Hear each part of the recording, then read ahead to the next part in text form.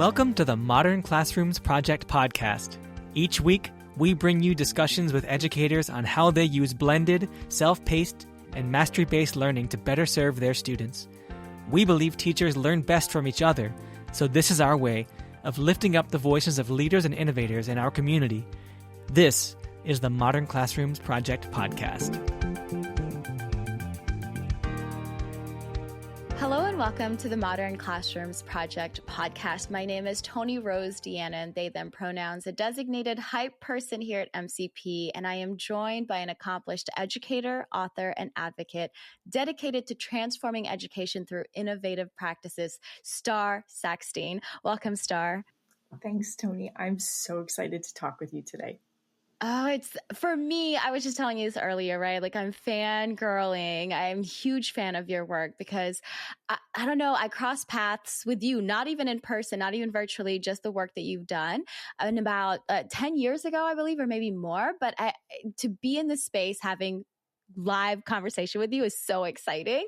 So thank you so much for saying yes to the podcast. And before we get started, what is bringing you joy currently? I would say what I love most is still watching teachers get it. But my son's home for spring break. So what's bringing me joy right now is the fact that I have my baby at home.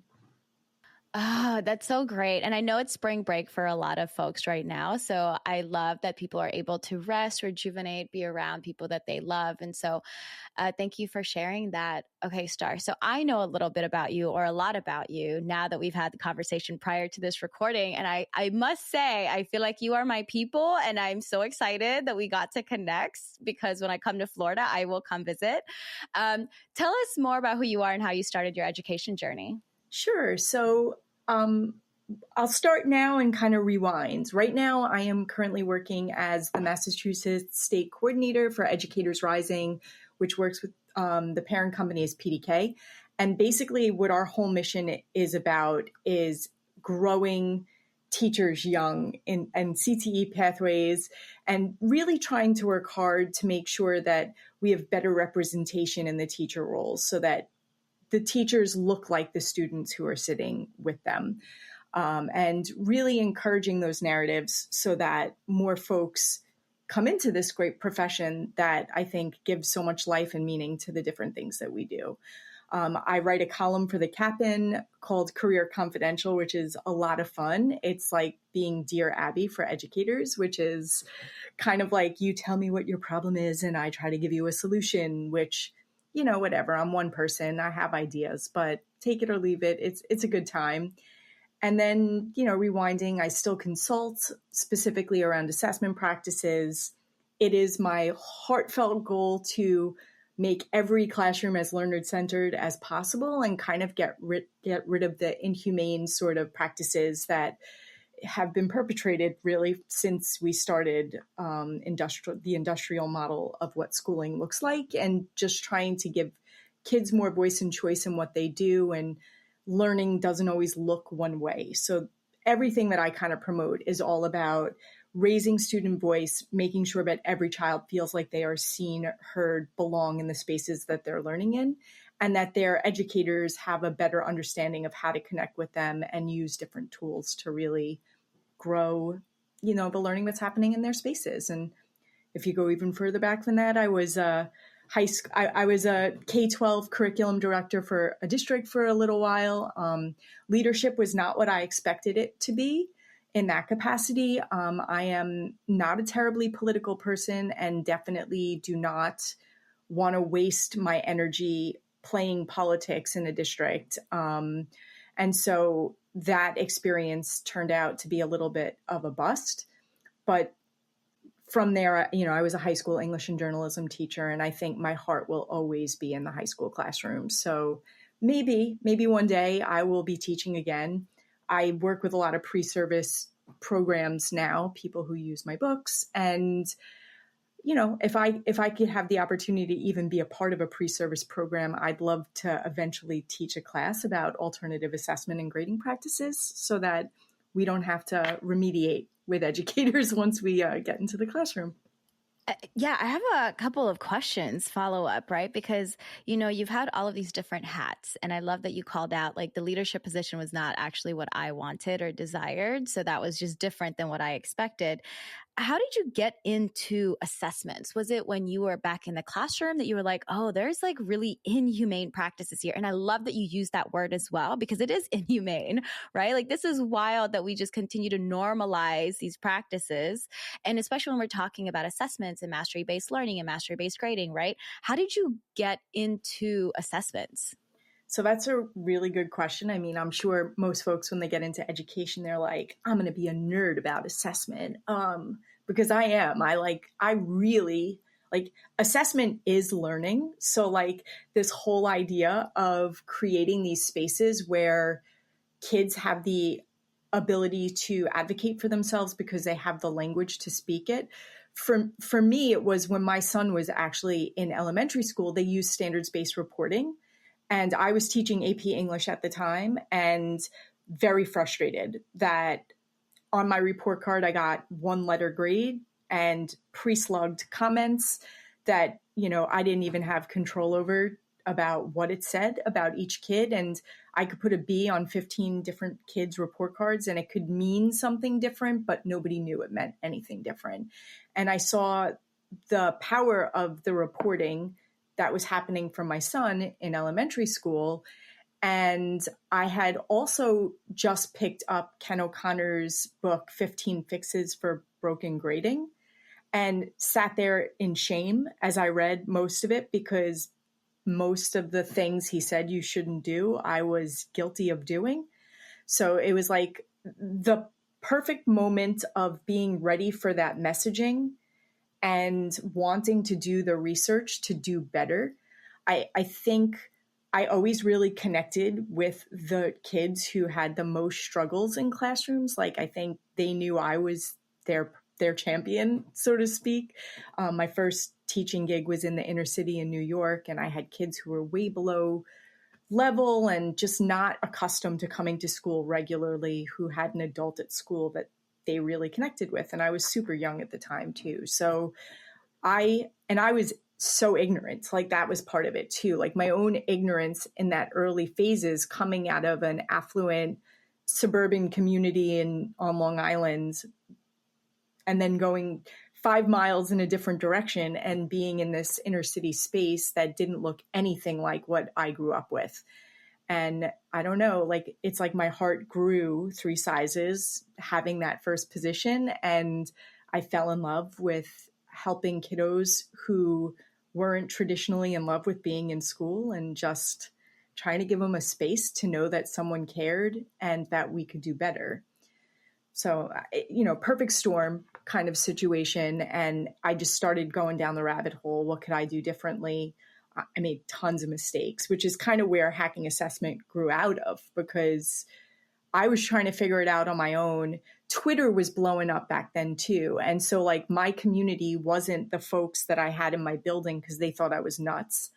And then I found my people online, started taking a lot of risks, started reading a lot of books, and then started deciding that even the books that had been written didn't do all the things that I had really wanted to do for my kids. And what did that look like differently in my space? Okay, I heard a lot of things. I was writing all the things down because there's points that I really want to bring up again, right? Where you said assessment is learning. And I think that is really important. And I know that what's happening now is that sometimes assessment has the connotation of a negative connotation, right? Where there is a lot of shame, because that is kind of what we've created in this learning experience, is that if you don't quote unquote pass this assessment, then you are not good enough, right? Or you are not good, period. And so, when you were doing some reflection here, right? I was reading this book and then I realized, wow, I was part of the problem. There's so many things that I'm doing actually that I didn't know was quote unquote the best or like the worst practices, right? And so I think when you were talking about how you were super young and ignorant in the classroom. It blows my mind that people trust 22-year-olds to go into classrooms, right? If you were to follow the 4-year plan, to go into classrooms and teach students. And so there's a lot of like maturity and ignorance as well that comes to play. And I always tell teachers that I work with is that we teach the way we are taught. It's just kind of how it is, right? And we say to ourselves, like, no, it's okay. I turned out okay. So I'm just going to continue to practice these things that I've been experiencing as a student. So I'll continue to do that as a teacher. And so I also really like the fact that, you know, you were exposed to standard-based grading as a parent. Right. And it was something I love that because that's a perspective that I don't have. I don't have kids, so I don't know what kids out here are experiencing right now. But you were able to see that and say like, oh, this is the practice. I want this practice. Why am I doing this at my school, but my child is getting this? Like, there's got to be something that I can do. And Starr, I do have to say, we have educators who are implementing our model, who are the only person implementing the model in their school, right? And that's really hard. And for you to just say, you know, I couldn't find the community in my own school building, so I had to go sought out community in other virtual spaces.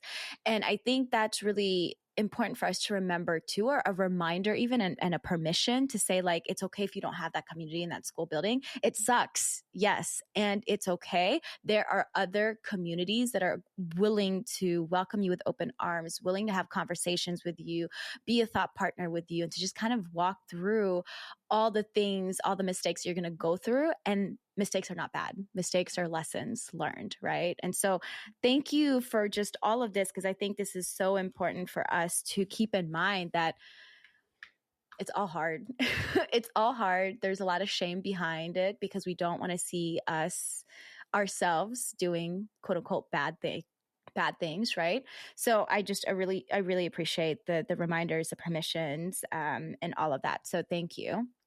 Now, I know in the beginning I said to listeners that I was exposed to your work back in 2015, which is wild now to think about, right? So I had the privilege to give a book review on Middleweb on your book, Hacking Assessment, 10 Ways to Go Gradeless in a Traditional Grade School.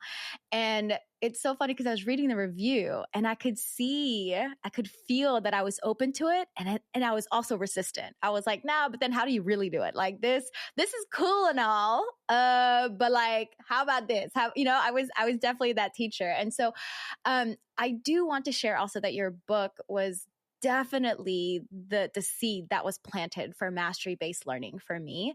And so what was your motivation behind this book? And I know you kind of talked about a little bit about assessment already, and how that came into kind of your role of how you looked into hacking it, right? But what was the motivation behind this book? And then you also wrote a new edition 2 years ago, which I wasn't even aware. You just you just told me, hey, I have a new edition. I was like, oh gosh, okay, great. I need to read that. So like, tell us an update that you included in this new edition. So it was twofold because I was alone and doing all these things, but I was having such great success. And it took me such a long time to kind of figure out systems that made it more efficient, because whenever I would make these suggestions to folks, it would be like, oh, I can't do that. What about the time that it takes to do these things? And I would say, yes. And you can do these things, but you have to be comfortable giving up control in the space, because you're not going to be able to run through an entire curriculum doing it the way you've always done it and also do this thing. You're right. You will not have time. So I think what I was trying to do is memorialize the experiences that I had once I had worked through a system that really worked and was sustainable and was replicable. Because it took me years to get to that point. Like, honestly, I started probably tinkering with this stuff in about 2010. And I started writing Hacking Assessment probably around 2013. And that's when I was blogging and I was doing a lot of research. And like I said, Twitter was blowing up. I was finding my people and like really thinking about all the things that I wish I would have known when I had started teaching in 2001. And yeah, I've been in education a really freaking long time at this point. I don't see it in, like, when I look at myself in the mirror, I don't see that about myself. But like at the same time, the amount of experience that led me to that point I also knew that people couldn't be forced into making this big switch. So like creating a resource that I felt people could use. And at that time, Mark Barnes had just started the Hack Learning series and had done Hacking Education, and Angela Stockman did Make Writing, which is brilliant also. And he was like, you should do the assessment book, because he was aware, like we had been a part of the Corwin Connected Educator series. I had done the Blogging for Educators book, and that's how Mark and I met. And so it was like this perfect storm of like all of the stars aligning and every metaphor and cliche you could think of. And I had done National Board Certification, which was a part of also how I started incorporating that metacognitive element into the self-assessment piece, which again took the onus off of me to be the only grader in the room. And I think what I struggled with in that situation as a writing teacher was writing is like art to me, terribly subjective. And the more experienced I got in the classroom, the less equipped I felt to grade other people's writing, especially as a writer. You know, like we all have a voice, we all have a perspective. So how do I best support these youngsters who are developing their voices and do it in a humane way that gives them ownership and permission to decline my feedback if they don't feel that it is furthering the message of what they want to be saying, and teaching them to be super intentional about what they write, why they break rules, why they follow rules, and really give them the permission to carve the pathway for themselves. And that's sort of what hacking assessment was too, this permission to carve pathways that are different from the traditional spaces that are happening in that time. And so hacking assessment was born. It was kind of like this little gift that I was able to give to folks who were ready to listen. And then when I wrote the second edition, there were a lot of things that I had learned in the years in between. And I will say that every book I write is sort of the most current iteration of my thinking on certain things. So there's an evolution that happens the more mature and more marinated these ideas kind of get for me. And one of the things that was really missing from the first book, in my opinion, was like leadership tips and different strategies, as well as the inclusion of all the hacks in action weren't my stories anymore. They were people who read the original hacking assessment and were doing the things. And so there was a more robust and more inclusive sort of nature. So they were K-12 examples, not just high school examples. They spanned every content area, not just English, because English was my background. That's where I went with it. And I've also had opportunities over the last bunch of years to, like, almost every one of those chapters in some way, shape, or form has developed into its own book. Peer feedback in the classroom. My last one with ASCD2, student-led, which is all about portfolios and conferring with students. So, like, I've had the opportunity to go more deeply into each of those spaces as the years have gone on. And, you know, so there's this whole, like, little compendium of, you know, depending on where you are in your journey, what do you start with? Where do you go? What do you do? And what's the best diet for you in your space that's going to work with what you're trying to accomplish? Oh, these are so great. I appreciate the reflection of what was the missing piece. And so you wanted to add that. And also the call out of, like, you know, whenever I write things, this is the current iteration of my thinking, which again, just kind of shows, right? Things change, things add or delete or revise or edit, right? And that's totally okay. One thing that really popped up for me is the connection piece, right? Like you were able to create connections with people to highlight the work that you're doing, and also to have those conversations with different types of teachers, right? Because I know looking back at the book review that I did again, I was like, oh, but this is all in AP classes, right? Like, how does this work in middle school? Oh my gosh, Starr, cringe. I was definitely that teacher. I was like, it has to be specifically to my content, to my grade level, to my school environment. So it's really interesting that, you know, you were like, you know, you're right. Like teachers specifically really need that specific scaffolding as well so that they can see it. Because again, I think I feel like our brains are so overwhelmed. And I think when I was reading this, that was where I was coming from too, is like, no, I can see how that works for you, but your class is AP, right? So there's still that resistance. And I really appreciate the call out too of like things like when we're innovating, when we're creating, when we're doing something different than other people, this is something that can't be forced, right? Like you said, people have to be ready to give up that control, ready to just shake things up and to start sometimes from ground zero, because clearly things are not working the way that we want it to work, right? And that's also okay.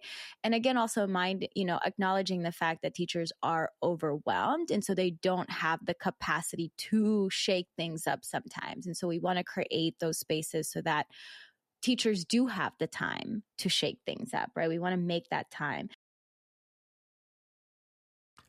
Hey there, listeners. This is Zach dropping in with some announcements and reminders for you. Calling all school and district leaders, we're hosting a virtual summer summit on June 24th for leaders supporting modern classrooms educators. Leaders will learn practical skills from fellow leaders, attend workshops of their choice, and connect with the Modern Classrooms Project Leadership Collaborative community.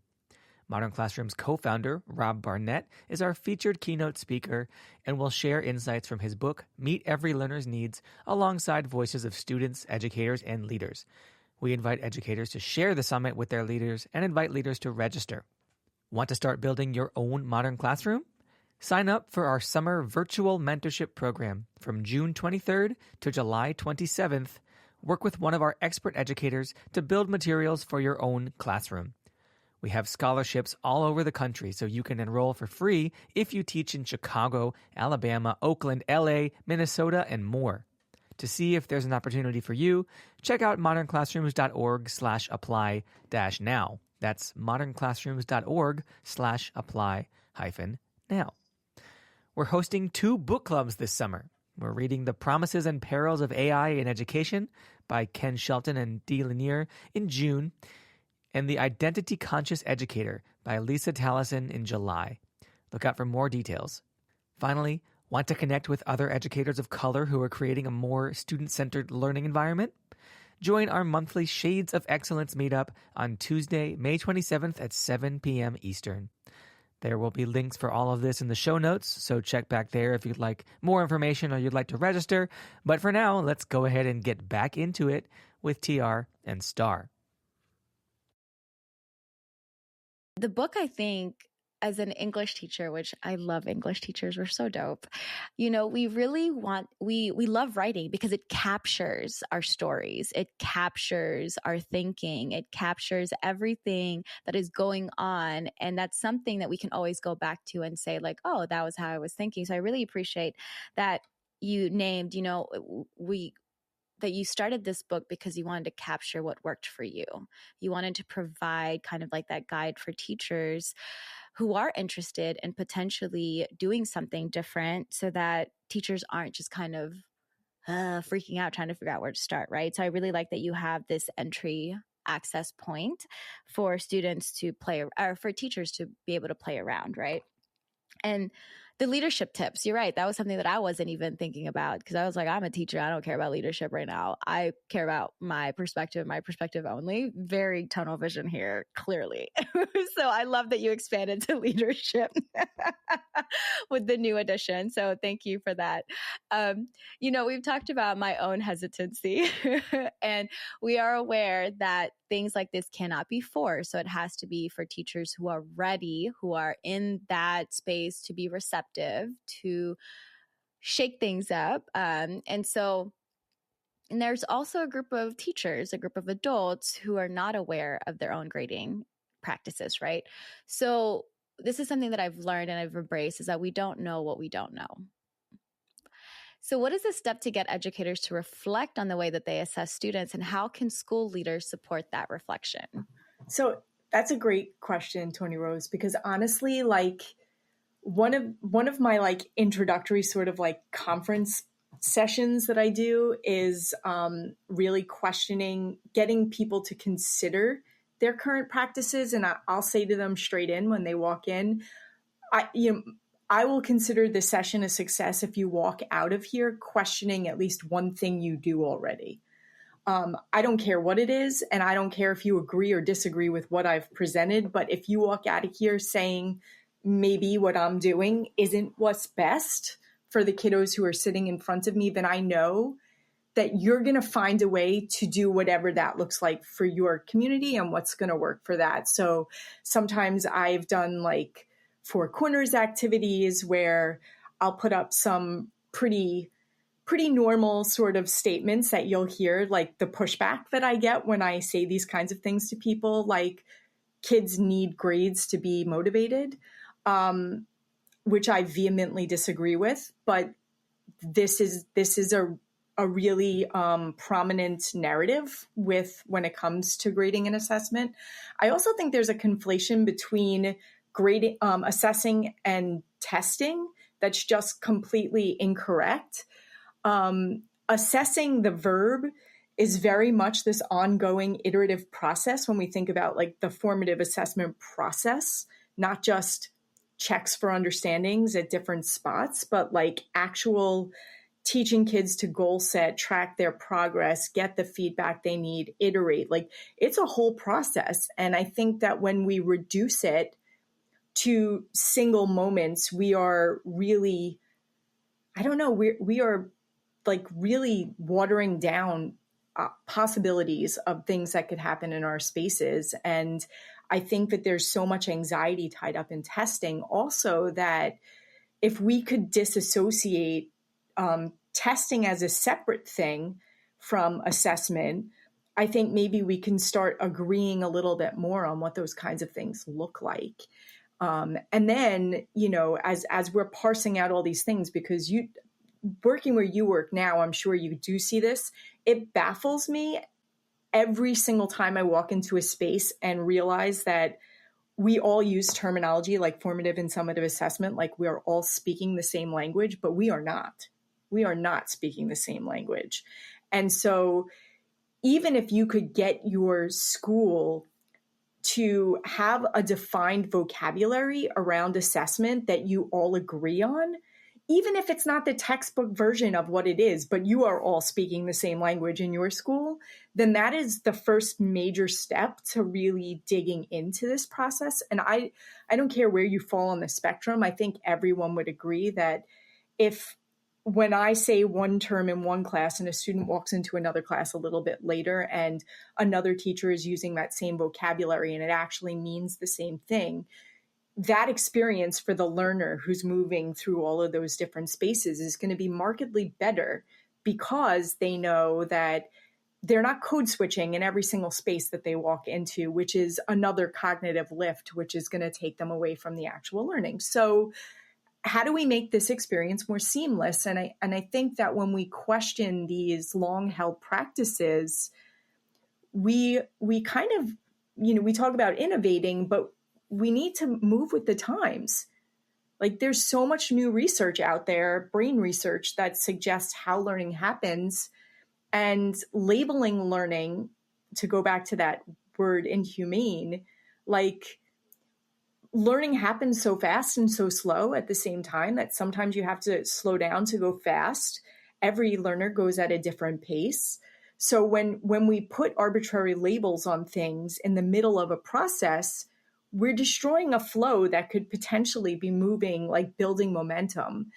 And which is why, like, when people are like, what's the very first step I could take that doesn't take very much effort? I'm like, stop grading everything. Just stop putting a score on every single thing that you like. Homework, stop giving it every day. Stop grading it. Stop doing all these things. And they're like, but kids won't do it. Kids will. If you're offering learning experiences that they find value in, they will very much take the time to do it. And if you give them time in class to at least get their juices flowing around these things, they'll want to take it home with them. They won't want to leave class. At least that was my experience in the classroom. Was it all winners? No. I want to be very clear about that. And I don't know how we feel about cursing on this podcast, but shit happens a whole freaking lot in these spaces. And when you're sitting in a room full of 34 adolescents, if you think things are going to go well all the time, you signed up for the wrong gig, honestly. Like, that's a lot of personality in a space with a lot of hormones, and you're a human being too with your own life going on. So you could have great ideas that are poorly executed. You could have bad ideas that are well executed and still have the same result. And it's really a matter of being really cognizant and intentional about the specific things that you're doing, and then iterating yourself, getting feedback from the kids, making sure your objectives and your results are lining up. Because that was like, clarity was a huge problem for me in the beginning. And I don't think I even knew it was a problem for me until I got back like 30 different versions of what I thought I asked for and then blamed them for it. Yikes. Because clearly, if they all thought it was something different, who's the only common denominator in that scenario? I'm the common denominator. So like, obviously, it's just, maybe I'm just a naturally reflective human being, but like, it just didn't feel right. So like, when those feelings start to happen for folks, instead of ignoring them and moving on, like, investigate, get curious. Why isn't this working? And don't be afraid to ask your kiddos for, feedback. Like, they might not say things you want to hear, but they're things you need to hear. So ask and listen, and try not to be offended when you hear exactly what you need to hear, even if it hurts your feelings.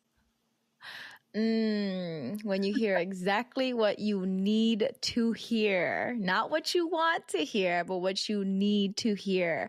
And I think that's very scary, right? Especially when it comes to being vulnerable, thinking that we're doing our best. We are trying our best. And then you're telling me that my best is not good. So that in itself, right? Oh my goodness. Okay. So Starr, all right, let's go from the beginning. This whole concept of you saying, when you lead sessions, you want your attendees and you want your participants to lead, walk away with questioning one thing. This is such a huge shift for me, because I always, in my head, when I create learning experiences like this, I always want people to take away one thing, but to question it, oh my gosh, that's a whole new thing. Because then now you're really providing them a space, or not even providing, kind of like a force in the most beautiful way, right? To reflect and to think about what they can continue doing, what they should not continue doing, right? So this whole questioning is so important. And I'm going to steal that. I'm going to start shifting the spaces that I create to have that takeaway, right? That questioning one thing.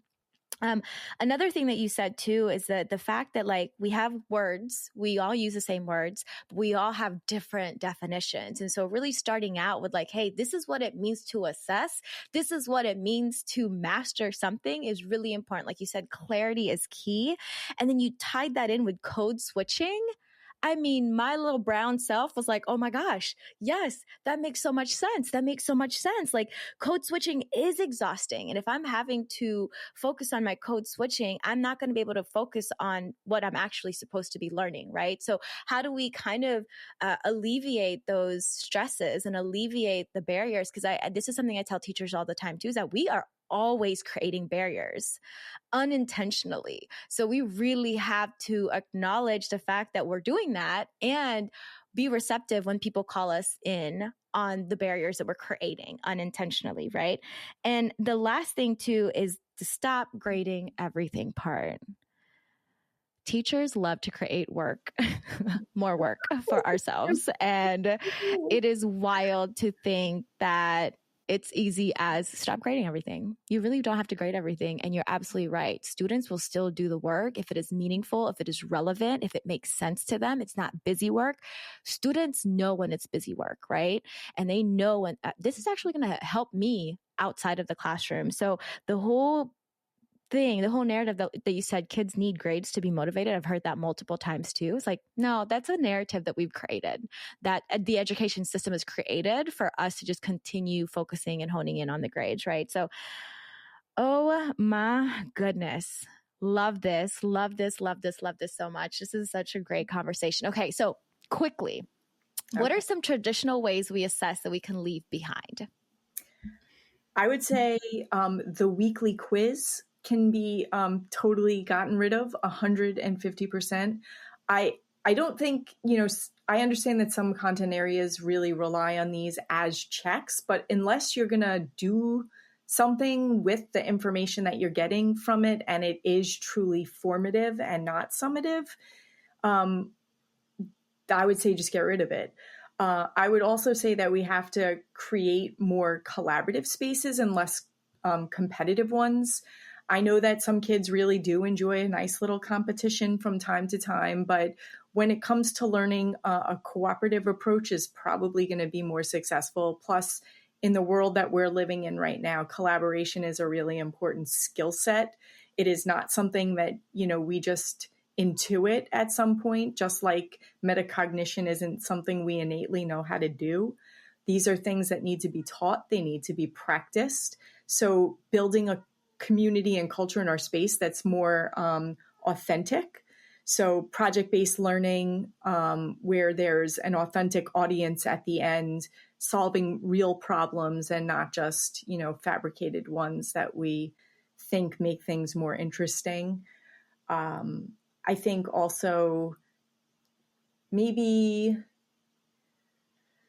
I don't even know, like some of the other ones. I just also teacher as the only assessor in this space is something we should probably get rid of.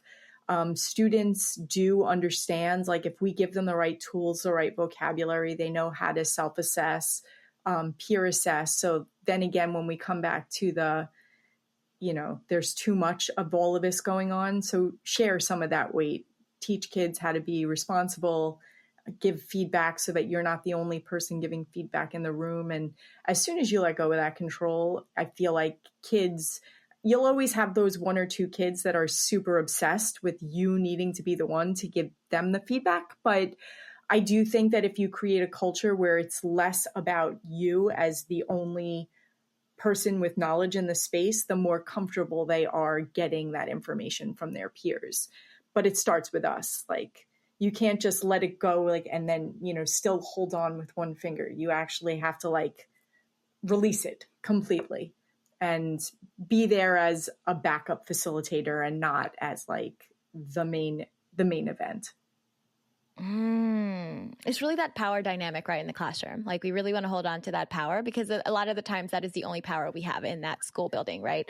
So being able to release that power and release that control, because I definitely, when I started implementing mastery based, no grades kind of thing, I was still holding on. My pinky was still nope, it's still in control. And Kareem was no, you got to let go. You got to for real let go. For this to work, you have to let go. And again, I think the authentic piece is really important, right? So project-based learning, there's inquiry-based learning as well, providing students lots of choice, real-world problems, because we got a lot of problems in this world. So we might as well give it to the students to figure out how can we fix it. Yeah, exactly. Yeah. And something that we probably think is not a problem, but then our students are no, this is a problem.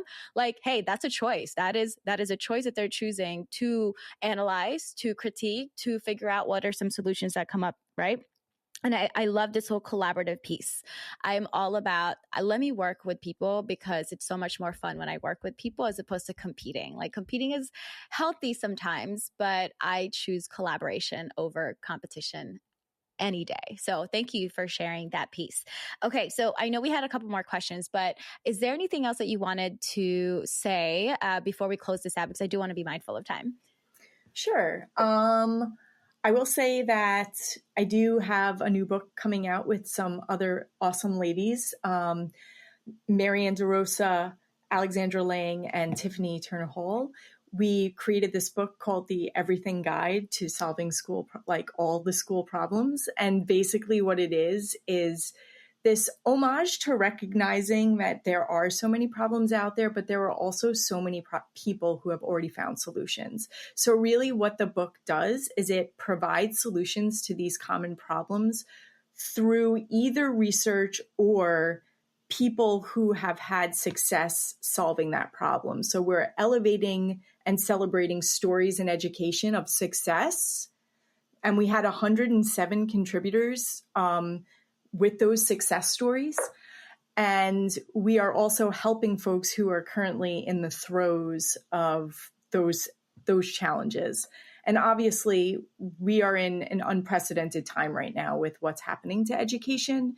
So I think it's really important for all of us who have a voice and a platform to be that voice and that platform to keep education moving in the right direction and not falling back to, 100 years ago.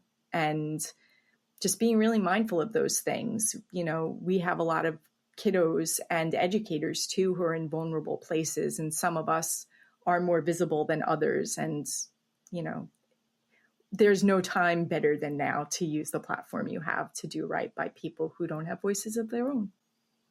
Starr, I love the acknowledgement. I love that you're elevating voices. I love this work that you're doing. I know prior to this recording, we were talking about how folks who are well-known, quote unquote experts in the assessment space, they all look alike, right? And so we're like, oh, we need some diversity here, right? And so it's really great that you're in this space. It's great that you're working with a bunch of women and then elevating, again, stories and experts that don't have that platform. So thank you for your work. I'm excited to continue collaborating with you because I feel like this is going to be a whole vibe. I feel like I have so many ideas of what all we can do together, and it's so exciting. So, okay, how can our listeners connect with you? Because I know you have all of the information. I do. So Crystal Frommert and I have a podcast called Learner Centered Spaces. You could check that out on Apple and Spotify and all those. It usually comes out every other week. I am on LinkedIn most now. I have abandoned Twitter. I'm not even going to acknowledge its new name. And I'm on Blue Sky, but I don't know, I'm still trying to find that balance where I'm not on social as much as I used to be. I think that it was a little addictive for me for a little bit. And when I cut Twitter out, I felt a great relief to not have to have that around anymore. And so Blue Sky is secondary, but LinkedIn is my main professional space. I have a website as well, which you could reach out to me through it. We're just at everything is Ms. Sackstein. So MissSackstein.com, Miss Sackstein at Gmail, Miss Sackstein, because that's who I was when I was in the classroom. And I have an Amazon authors page with all the books that I've written. And my TED Talk is also, if folks are just starting out and they want to really think about whether or not this direction is the direction they want to go in. It's 11 minutes of real, vulnerable transparency about the way that I got there and acknowledging my own foibles along the way. So I have heard that people have found it useful. So yeah, those are good. And we will link all of that in the show notes. So no need for you to all Google. We'll have that ready for you so you can easily click on it. But again, I am so excited and I just feel full, I think. And so this is amazing. Thank you. Right? This is so cool. Like you said, how did we never not be in the same space before? This is so wild. The universe continues to provide. So with that, again, just thank you, Starr. Thank you for your time. Thank you for your energy. Thank you for your expertise and your experiences and just being here. Thank you for being you. I appreciate it. And yeah, we'll talk again soon. Yes, please. Thank you all so much for listening. This episode is the end of season 7, which is unbelievable to me. I can't believe we have that many seasons already.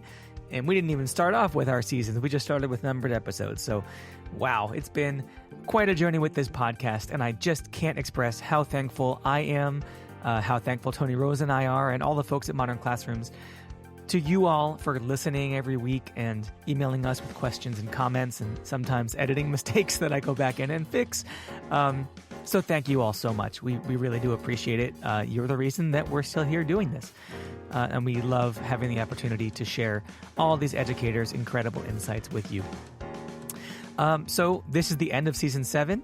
We're going to start up our sort of summer shenanigans here next week. We'll have some shortcasts or recap episodes for you, along with some other little surprises that we have in store. So make sure to stay tuned. But we'll be back at the beginning of the school year, 25-26. Thank you all again so much for listening to season 7 and all the episodes before that, if you have been. And have a great summer.